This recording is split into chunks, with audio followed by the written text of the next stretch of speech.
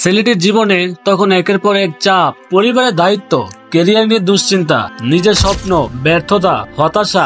সে একবার পরে আবার উঠে দাঁড়ায়, আবার পড়ে যায়, কিন্তু হাল ছাড়ে না, কারণ তার ভেতরে একটা বিশ্বাস কাজ করত একদিন সব ঠিক হয়ে যাবে। সে সময়টা ছিল খুব কঠিন। পরিবার, আত্মীয় স্বজন, শিক্ষক সবার একটাই প্রত্যাশা, ছেলেটা যেন টপার হয়। অথচ সে ছিল সাধারণ 8-10 জনের মধ্যে একজন। সবাই ভেবেছিল ওকে দিয়ে হবে না, আর এই অতিরিক্ত প্রত্যাশায় ওকে মানসিকভাবে চেপে ধরে।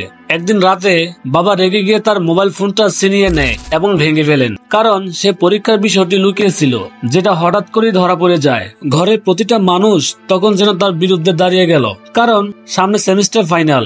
পরীক্ষার ফল খারাপ হলে আবার সে একই ক্লাস, একই অপমান, আবার সে ব্যর্থতার অনুভব। কিন্তু ছেলেটা চেষ্টা করত। হ্যাঁ, সে পড়াশোনা করত, কিন্তু জানতো না কিভাবে গুছিয়ে পড়তে হয়। সে বুঝলো পরিবর্তন দরকার, তাই একটি কোচিং এ ভর্তি হয়। সেখানে তার পরিচয় হয় একজন বড় ভাইয়ের সঙ্গে, যার নাম নীরব। নীরব ছিল সেই কোচিং সেন্টারের সবচেয়ে সফল ছাত্র, এখন শিক্ষক। ছেলেটির জীবনে তখন থেকেই বদলে আসতে শুরু করে। কোনো ম্যাজিক্যাল ট্রান্সফরমেশন হয়নি, হয়েছিল ছোট ছোট কিছু পরিবর্তন, কিছু বাস্তব শিক্ষা, যা তার পুরো একাডেমিক জীবনকে বদলে দেয়। একটা সময় যে ছেলেটা 57% নম্বর পেত, সেই পরীক্ষায় 96% পেয়ে সকলকে চমকে দেয়। সেই বাবা যিনি এক সময় ফোন ভেঙে দিয়েছিলেন, এখন নিজের হাতে নতুন ফোন দিয়ে দেন ছেলেকে। ছেলেটা শুধু পাস করে না, বিশাল এক ব্যাংকে চাকরি পায়। সাফল্য, সম্মান, স্বপ্ন সবকিছু একসাথে এসে দাঁড়ায় তার দরজায়। তাহলে প্রশ্ন উঠেই, নীরব ভাই তাকে এমন কি বলেছিল? নীরব বলেছিল, তুই যদি সত্যি পড়তে চাস তাহলে শোন, সফলতার জন্য জটিল কিছু দরকার নেই, দরকার শুধু কিছু সহজ কিন্তু নিয়মিত অভ্যাস। আজ আমি সেই 6টি শিক্ষা তোমাকে শিখিয়ে দিতে চাই, যা ছেলেটির জীবন বদলে দিয়েছিল। তবে হ্যাঁ, একটা শর্ত আছে। এই টিপস তখনই কাজ করবে যখন তুমি মন থেকে পড়াশোনায় আগ্রহী হবে। টিপস নাম্বার 1, সবকিছুকে সাধারণভাবে গ্রহণ করো।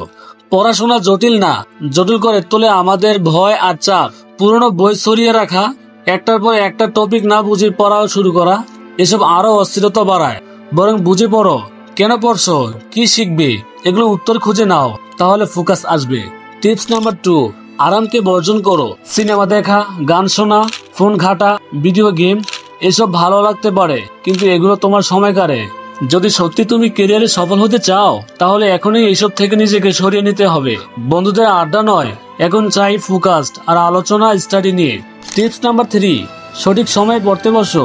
সকাল হোক বা রাত, সময় নির্ভর করে তোমার মানসিক অবস্থার উপর। ক্ষুধার্ত অবস্থায় ঘুম না হলে, মন খারাপ থাকলেও পড়ার কোনো মানে নেই। যখন মন শান্ত থাকবে, শরীর চাঙ্গা থাকবে, তখনই পড়ো, তখন ফল আসবেই। টিপস নাম্বার 4, টার্গেট নির্ধারণ করো। পড়তে বসার আগে ঠিক করে নাও আজ কি কি শেষ করতে হবে। যাদের টার্গেট থাকে না, তারা পড়ে থাকলেও কিছু মনে রাখতে পারে না, কিন্তু নির্দিষ্ট টার্গেট নিলে সেটা শেষ করতে নিজের মধ্যে একটা প্রতিযোগিতা শুরু হয়। ফলাফল কাজ শেষ হয় দ্রুত, মনেও থাকে দীর্ঘদিন। টিপস নাম্বার 5, ছোটখাটো বিষয়ে সিরিয়াস হয়েও না। ফার্স্ট বেঞ্চার হলেই ভালো রেজাল্ট হবে, এ ধারণা ভুল।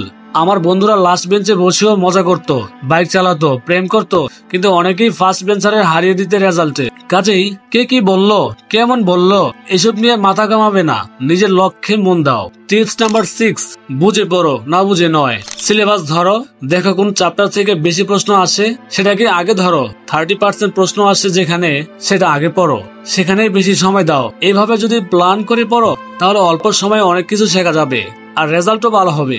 বন্ধুরা, গল্পটা একটি সত্যি গল্প, এবং আমি জানি তুমি চাইলে এই ছেলেটির মতো নিজের জীবনকে মুখ ঘুরিয়ে দিতে পারবে।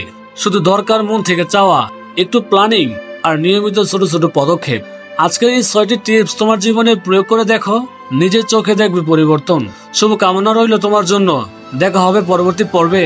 ততক্ষণ পর্যন্ত নিজেকে বিশ্বাস করো, মন দিয়ে পড়ে ফেলো, আর ক্যারিয়ার ঘরে তোলো নিজের হাতে।